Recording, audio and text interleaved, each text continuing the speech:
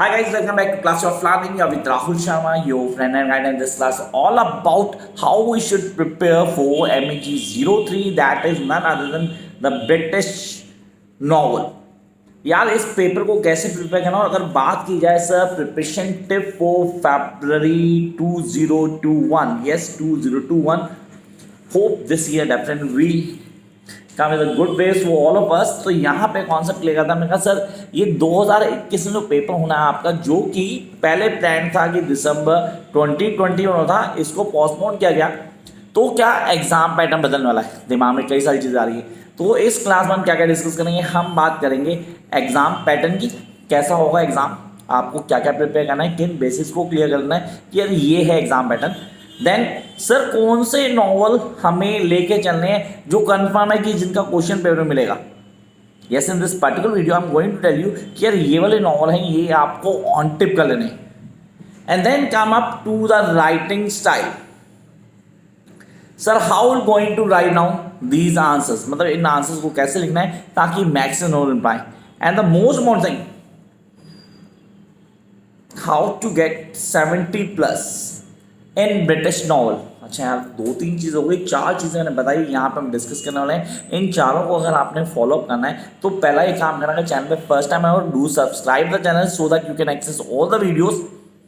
MEG के लिए ये चैनल ऑनेस्टली सब कुछ लेके आता है, सब कुछ from MEG 1 to MEG 16, each and every chapter, basic topics, expected question सब यहाँ मिलते हैं।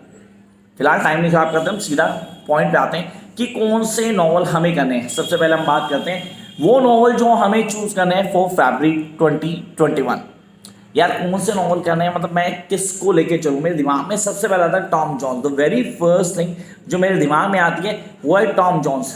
क्लियर कर लेना, इसका फुल फ्लैश क्वेश्चन मिलने वाला आप लोगों को, 100% श्योर है। आप दिमाग में लिख लेना सर कौन सा क्वेश्चन आएगा, ये कैसे क्लियर करेंगे। तो एक्सपेक्टेड क्वेश्चन की वीडियो डेफिनेटली मैं डालूंगा, आप लोग उस वीडियो को फॉलो कर लेना। उसके लिए चैनल को अगर अभी सब्सक्राइब कर लेंगे तो नोटिफिकेशन मिल जाएगा आपको, नोटिफिकेशन प्रेस कर देंगे तो वीडियो डालते आपको अपडेट मिल जाएगी। तो आपने कहा सबसे पहले हम करेंगे टॉम जॉन्स। चलो टॉम जॉन्स में क्या क्या पढ़ना है बता रहा हूँ मैं आपको। Narrative technique that was implement by the writer. Come to the second point, here we are going with the characterization, characters. Come to the next point that is really very very important, that is appropriateness of the title. अब जब characterisation बात करते हैं मैं एलवर्दी की बात जरूर करूंगा। टॉम जोन्स डेफिनेटली हीरो है, लेकिन उस हीरो को एज एन गुड फेस नहीं दिखाएगा राइटर, वो सारे कॉन्सेप्ट आपको एड ऑन करने। So guys, this is what I really want you people to do in Tom Jones. Tom Jones को समझना है तो हमें क्या क्या पढ़ना पड़ेगा, हमें नैरेटिव टेक्निक को समझना पड़ेगा। We guys need to clear the characters. Characters को क्लियर करो तो हम बहुत इजीली ग्रैब कर सकते हैं। And then go with the title appropriateness. अब मैंने कहा कैरेक्टर्स के लिए कैरेक्टर चार्ट को प्लीज क्लियर करना। What does mean character chart, कैसे बनता है, इसके लिए वीडियो डाली हुई मैंने कि कैरेक्टर चार्ट कैसे बनता है, आप उसको फॉलो कर सकते हैं। एंड एक बार अगर कॉन्सेप्ट क्लियर होगा then you able to do what you want to. तो हो गया हमारा टॉम जॉन्स। तो पहली प्रायोरिटी टॉम जॉन्स के लिए थी। अब मैं आता हूं सेकंड पार्ट पे, that is pride and Prejudice. Pride and prejudice one of the best novel that is in your course. आपने कहा सर जेन ऑस्टन का वर्क है, पहले इसका नाम फर्स्ट इंप्रेशन दिया गया, फिर लेटर ऑन चेंज करके उसका नाम दे दिया pride and prejudice, the two basic human ingredients that we available to every human. आप में, मेरे में, हम सब में प्राइड कहीं ना कहीं पार्ट है हमारी लाइफ का। देन प्रेजुडिस, सर ये तो सब में है, हम सब में। हम पहली बार आपके चैनल पे आपकी वीडियो देखी, यार समझ में आ रहा कुछ, एक दिमाग में कॉन्सेप्ट क्लियर है, इस बंदे को पता नहीं पता यार, जो हम सोचते हैं किसी के लिए वो चीज़ हमारे लिए बहुत ज़्यादा काम करती। That is pride and prejudice.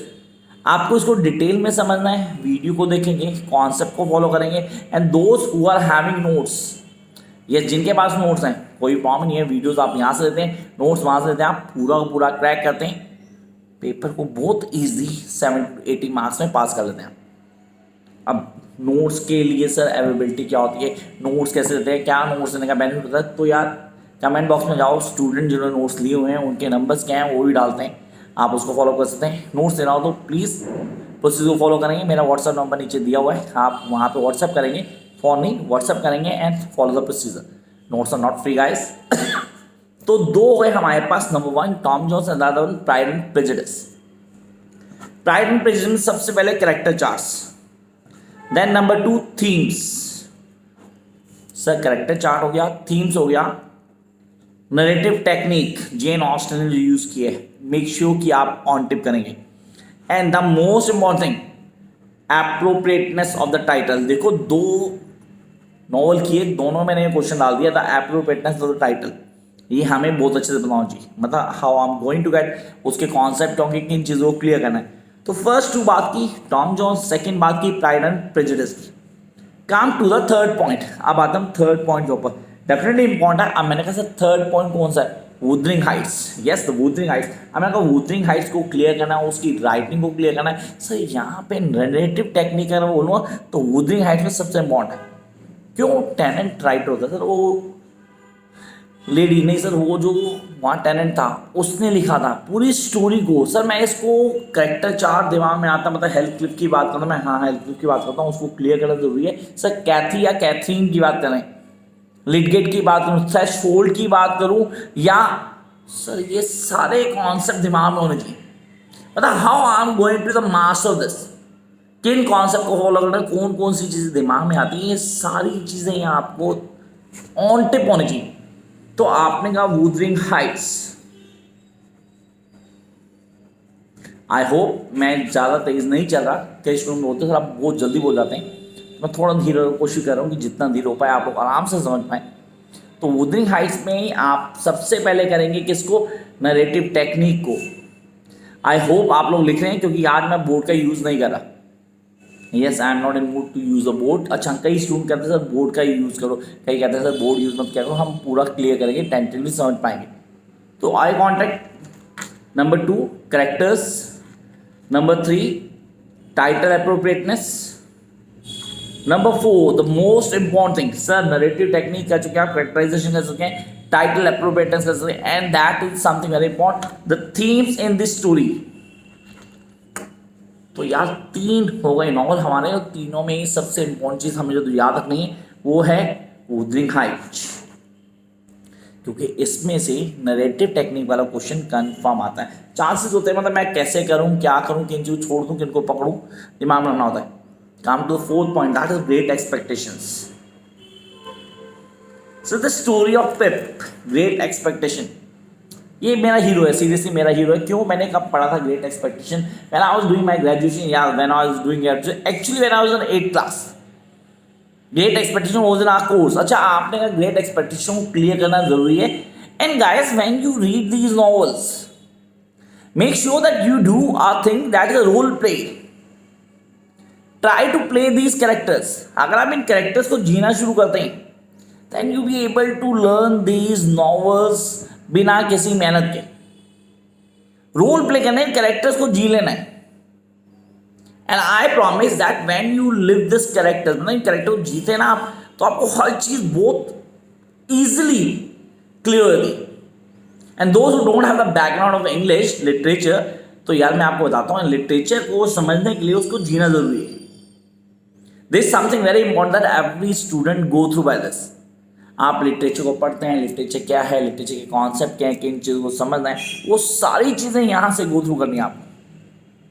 तो यहाँ आ गया लिटरेचर. लिटरेचर को पढ़ना कैसे है, किन चीज़ों लेके चलेंगे, यहाँ पे क्या 3 चीज़ें इंपॉर्टेंट है. 3 चीज़ सबसे इंपॉर्टेंट है इसमें. Great expectation, characterisation.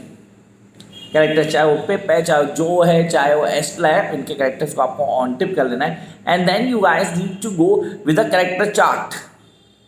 कैरेक्टर समझ के कैरेक्टर चार्ट में जाएंगे. Then go with the appropriateness title, the great expectation. क्या ये एप्रोप्रिएट था, किसकी एक्सपेक्टेशन पूरी हुई, मतलब throughout the story line हम समझ नहीं पाए कि एक्सपेक्टेशन किसकी पूरी हुई है, किसकी नहीं हुई. And then we will come with the last phase. Sir characterization कर लिया, एप्रोप्रिएटनेस टाइटल कर लिया. The last not the least is the themes.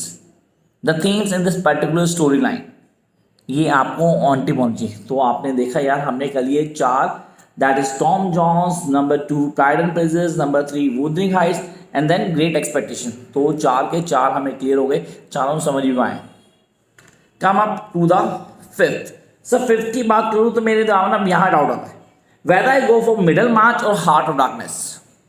दिमाग में आ रहा है मिडल मार्च करूँ या हार्ट ऑफ डार्कनेस, और फरवरी में मैं करूँगा हार्ट ऑफ डार्कनेस, जो कंफर्म पेपर में मिलने वाला है आपको।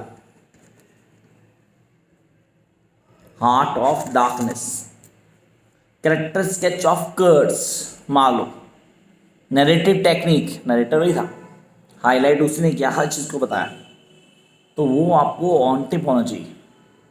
आपने कहा मान लो का कॉन्सेप्ट क्लियर होना चाहिए, नरेटिव टेक्निक, कैरेक्टराइजेशन क्या है, किन बेसिस को लेके चल रहे थे, क्या था, what is mean the heart of darkness, sir appropriate right.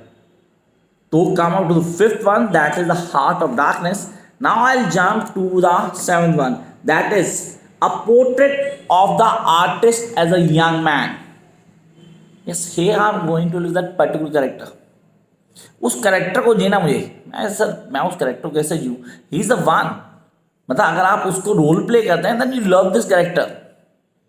There are lots of student do saying sir ये वाला जो स्टोरी लाइन है, मतलब we are not be able to crack this particular novel. अब मैंने कहा इसको करना क्या है, a portrait of artist young man, this is easiest one, लेकिन मुझे स्टोरी लाइन को क्लियर करने वाले पहले रोल प्ले करना है इसमें। Yes I need to play this particular role. इस रोल को समझो, इसके कॉन्सेप्ट को जानो, फिर पता लग गया हाँ this way to get the maximum marks. तीन चीज़ें सर, तीन नहीं सिर्फ दो चीज़ें इसमें, कैरेक्टर्स, कैरेक्टराइजेशन इंपॉर्टेंट चाहिए, and the themes. Appropriate title छोड़ सकते हैं यहाँ, डेफिनेटली इसका कोई मैटर नहीं करता। And then I will come my last choice, that is a passage to India. A passage to India, ये ना passage to India, doctor Aziz की बात करूँ या केव्स की बात करूँ, माला केव्स में क्या हुआ, क्या इंसिडेंट था, एक्चुअली हुआ क्या था, वो सारी चीज़ें डिस्कस करनी है। तो आपने कहा मैंने उसमें केस में क्या हुआ, किन चीज़ों को क्लियर करना है, कौन कौन से कॉन्सेप्ट जो समझ आने चाहिए, बड़ी सारी चीज़ें दिमाग में आती है। मतलब how are we able to get all this, किन कॉन्सेप्ट को फॉलो करना है, कौन सी चीज़ों की, ये सारी चीज़ दिमाग में रखनी है आपने।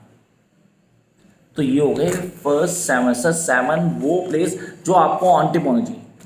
अब आते हैं हम सब पैटर्न की, एग्जाम पैटर्न क्या होगा क्लियर कर रहे हैं, सीधा स्ट्रेट फॉरवर्ड एग्जाम पैटर्न, मतलब कितने क्वेश्चन होंगे पेपर के अंदर, मतलब मैं पेपर को कर पाऊंगा या नहीं कर पाऊंगा, किन चीज़ों को क्लियर करना है, कौन सी दिमाग में रखनी, मतलब there are lots of things those are come in mind कि यार पेपर पैटर्न क्या होगा। तो पेपर पैटर्न के लिए यार स्ट्रेट फॉरवर्ड पेपर पैटर्न होगा, टेंशन मत लेना। क्वेश्चन 1 या क्वेश्चन 2 आपका होगा sir that is extra questions, जो आपको तैयार करने, जो कहीं भी किसी नॉवल से स्ट्रेट फॉरवर्ड नहीं होगा। इसको राइटिंग में भी द सर्टन एलिजाबेथन ड्रामा, उनकी राइटिंग, उनके कॉन्सेप्ट पे कुछ बेस्ड होगा, वो क्वेश्चन आ सकता है। आपने कहा फर्स्ट क्वेश्चन, सिर्फ first question, and then you do have 7 questions जिनमें से आपका चॉइस होगी। आपने कहा सर ऐसा नहीं कि फर्स्ट क्वेश्चन कंपलसरी होगा, ये नहीं होगा इस बार, कोई 5 क्वेश्चन करने होंगे, ऑलमोस्ट 7 to 8 क्वेश्चन मिलेंगे आपको, आप बहुत ईजिली क्रैक कर लेंगे। ये हो गया हमारा एग्जाम पैटर्न जो कन्फर्म है इस फरवरी में आपको मिलेगा। कम टू राइटिंग स्टाइल, क्या राइटिंग स्टाइल होगा ब्रिटिश नॉवल को लिखते हुए, हम कैसे लिखें। तो hey you guys can follow your free style of writing. I repeat, your free style of writing, जिस वे में आप लिखते हैं आप वैसे ही लिखें, कोई प्रॉब्लम नहीं है।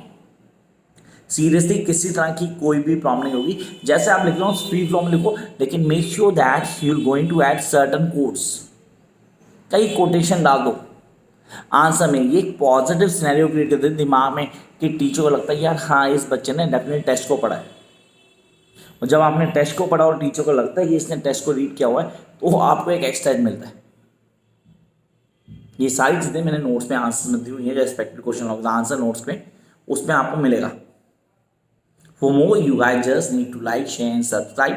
You can follow me on Insta at my Insta ID, वो डिस्क्रिप्शन में दी हुई है, वहाँ पे मैं क्वेश्चंस अपलोड कर देता हूँ। Till then, keep watching guys, all the best.